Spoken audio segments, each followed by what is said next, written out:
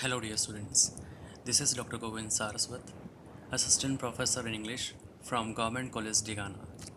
Dear students, in this video, we will discuss an important and traditional form of poetry, that is, sonnet. A sonnet is a short musical poem of 14 lines. It is written in iambic pentameter and set in an intricate rhyme scheme. It is believed that the sonnet has been invented by Giacomo da Lentini in the 13th century. So the word sonnet is derived from the original word soneto of the Greek language, which means a little strain or sound.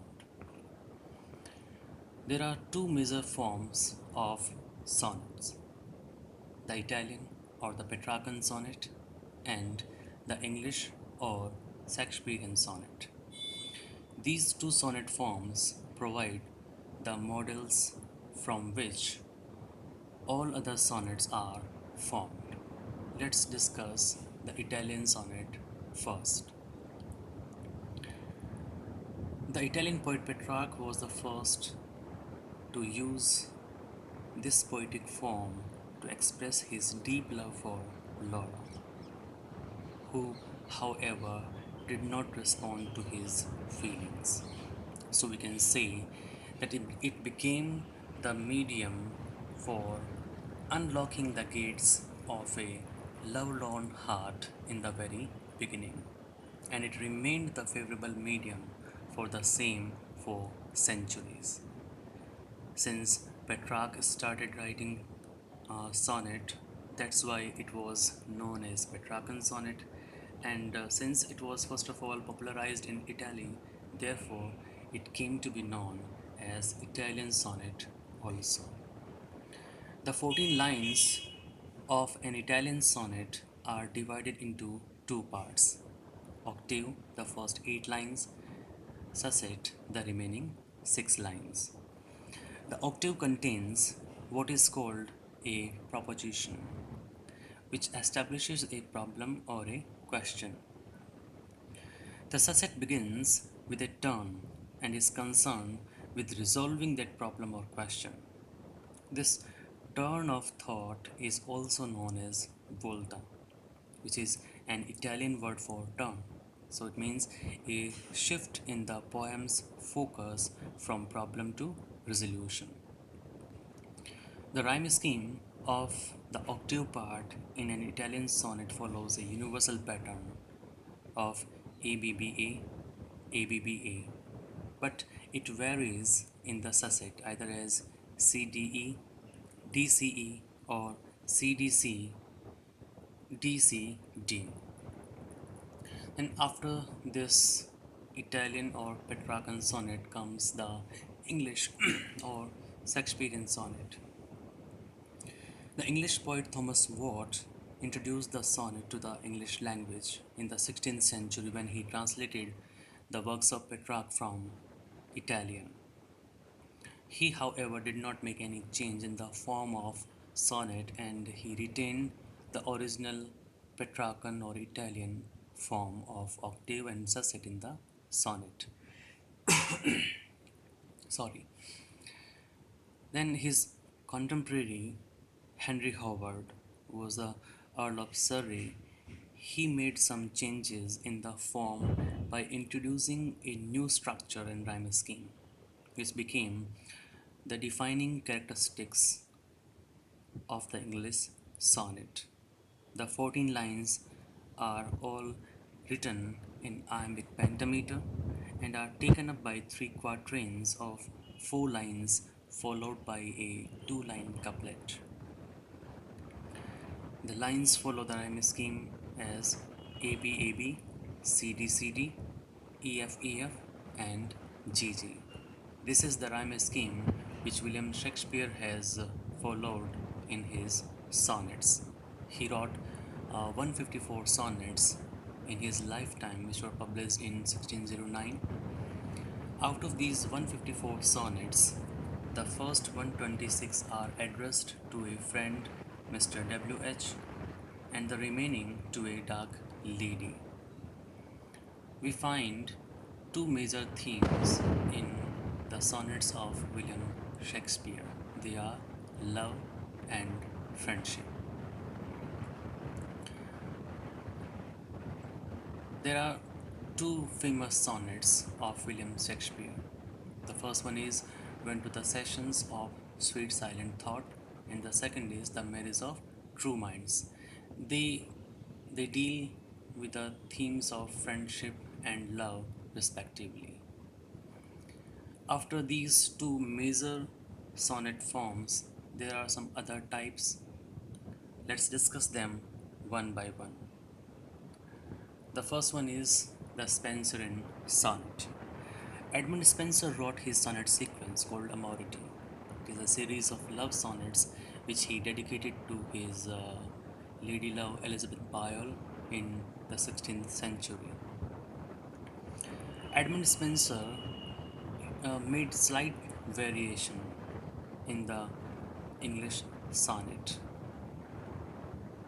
The form of the poem remains the same, but the rhyme scheme of the Spenserian sonnet is like AB AB, BC BC, CD CD, and EE. This interlocking rhyme scheme of the Spenserian sonnet provides a more distinct connectivity between the quatrains compared to the English sonnet.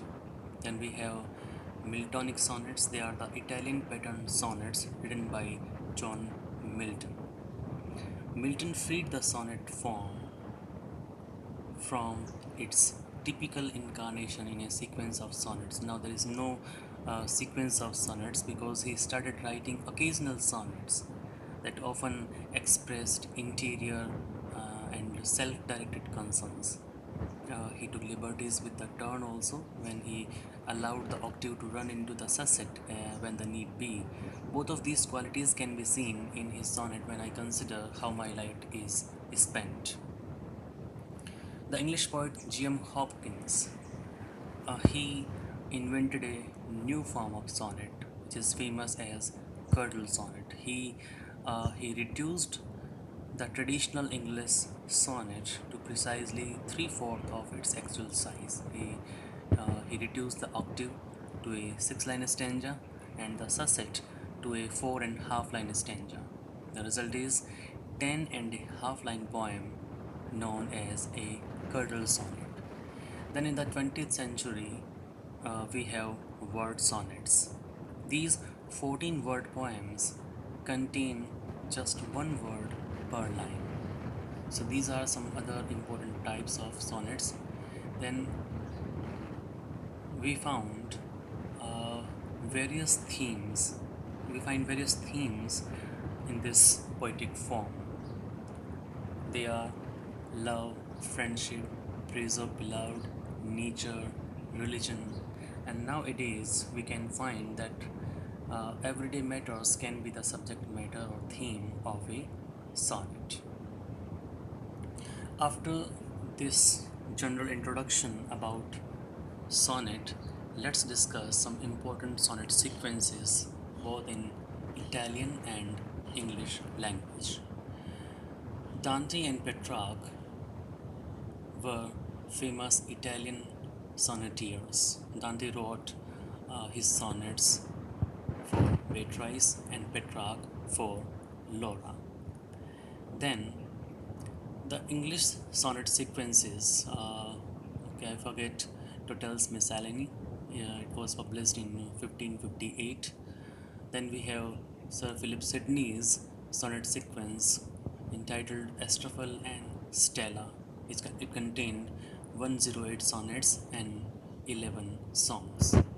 Samuel Daniel's Dahlia is also a famous sonnet sequence published in 1592, which contained 50 sonnets. We have already discussed Edmund Spenser's Amority. It is a collection of 88 sonnets and an epithalamion which he has addressed to his wife Elizabeth Boyle.